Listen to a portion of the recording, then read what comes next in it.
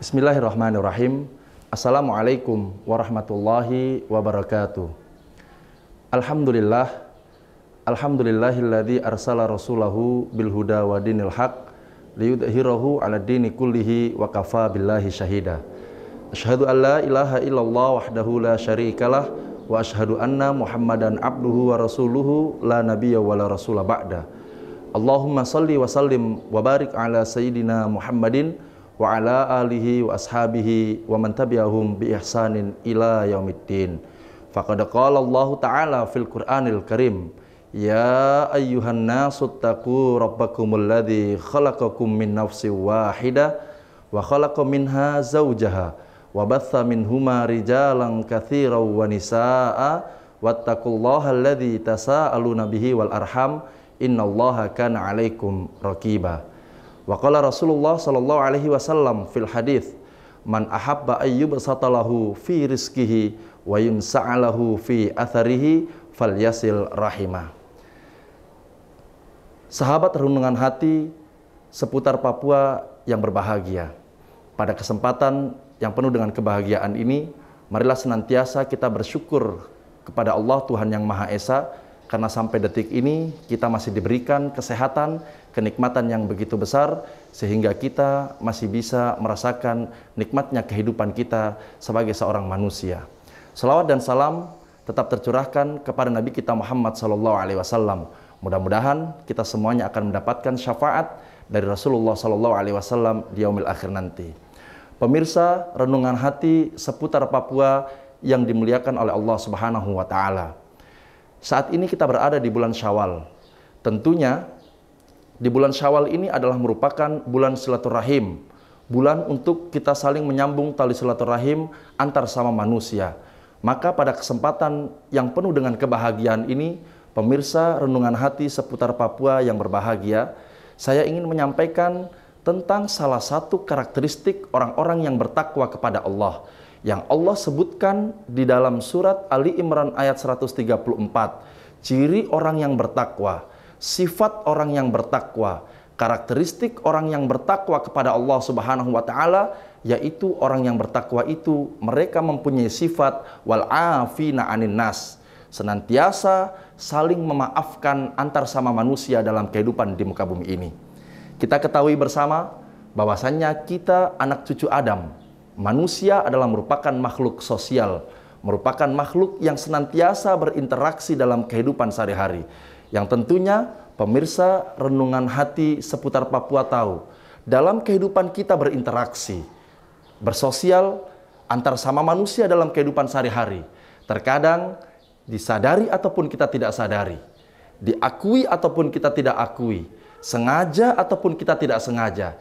Terkadang lisan kita tidak sengaja menyakiti orang yang berinteraksi dengan kita. Perbuatan kita terkadang kita sadari ataupun kita tidak sadari, menyinggung perasaan orang yang bersosial dengan kita. Gerak-gerik tubuh kita disengaja ataupun tidak kita sengaja terkadang menyakiti orang yang bersosial dalam kehidupan kita sebagai umat manusia.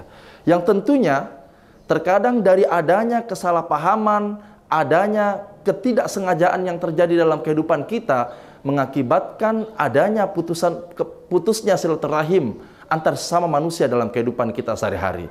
Maka mohon maaf pemirsa renungan hati seputar Papua yang berbahagia. Dalam kehidupan kita sehari-hari sering kita menjumpai, kita melihat ada seorang anak yang tidak mau berkunjung ke rumah orang tuanya, ke rumah ibu bapaknya.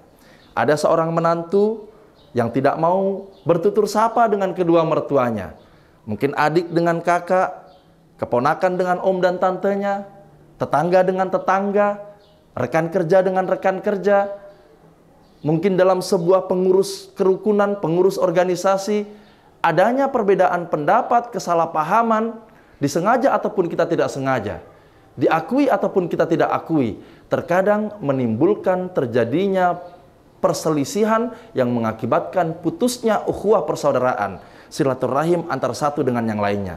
Dan mohon maaf, terjadinya hal-hal seperti ini bukan hanya terjadi 1-2 hari, bahkan terkadang berbulan-bulan, bahkan bertahun-tahun terjadinya perselisihan, permusuhan yang mengakibatkan putusnya ukhuwah persaudaraan di antara kita sebagai umat manusia. Lantas bagaimana agama Islam memandang adanya perselisihan, adanya pertengkaran, adanya kesalahpahaman, adanya khilaf yang terjadi dalam kehidupan kita sebagai manusia? Islam memandang khilaf, dosa, dan kesalahan adalah satu hal yang wajar dalam kehidupan kita. Karena hakikatnya dalam kehidupan kita manusia, tidak ada satupun orang yang bisa terlepas dari yang namanya perbuatan salah, perbuatan khilaf dalam kehidupan kita sehari-hari sebagai makhluk sosial. Maka pemirsa renungan hati seputar Papua yang berbahagia.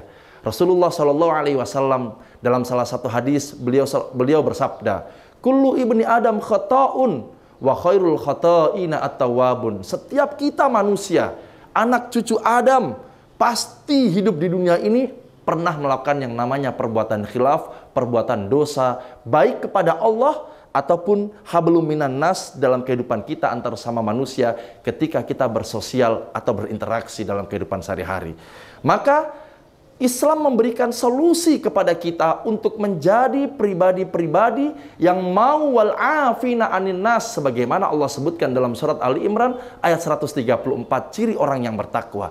Mereka mau saling memaafkan, mereka mau saling mengampuni, mereka mau saling menebar kasih sayang, menyambung silaturahim yang pernah terputus antara satu manusia dengan manusia yang lain. Mereka tidak menyimpan sifat dendam dalam hatinya.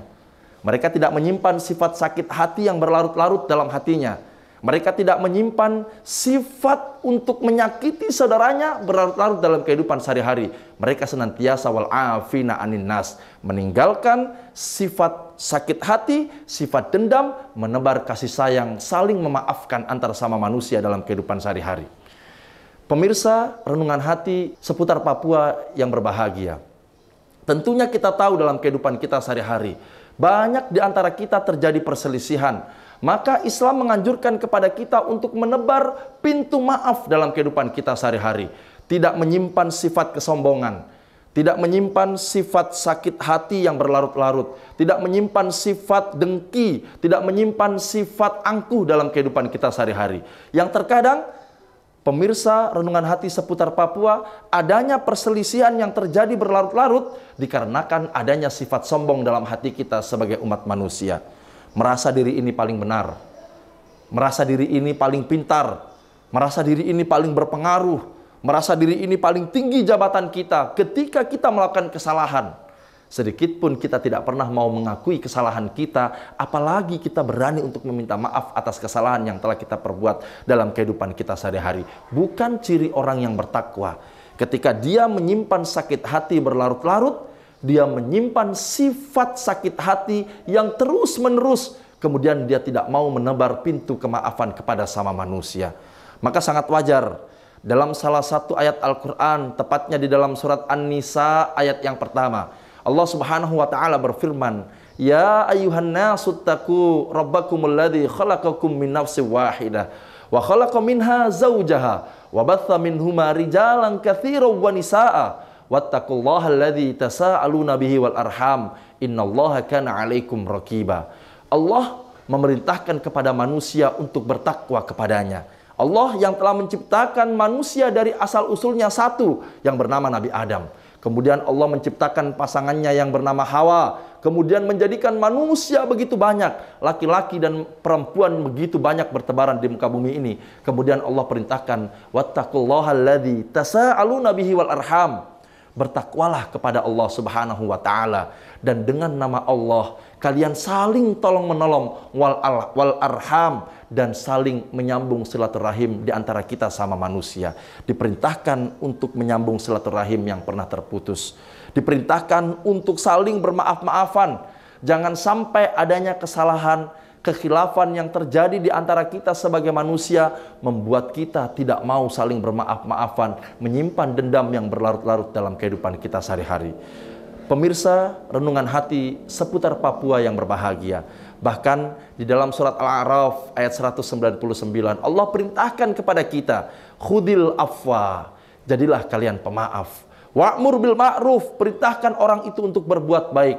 Wa'arid anil jahilin, berpalinglah kalian daripada orang-orang yang berbuat kebodohan dalam kehidupan kita. Sebuah perintah yang cukup jelas untuk kita menebar pintu maaf, menebar pintu pengampunan di antara kita sebagai manusia, tidak menyimpan sifat sakit hati yang berlarut-larut, tidak menyimpan sifat dendam bertubi-tubi dalam kehidupan kita, menebar pintu silaturahim, menebar pintu kemaafan, saling berjabat tangan. Apalagi saat ini kita berada di bulan Syawal, bulan silaturahim, kita bisa berhalalun bil halal, yang tentunya selama 1 bulan penuh di bulan suci Ramadan kita telah memperbaiki hubungan kita dengan Allah. Hablum minallah telah kita perbaiki.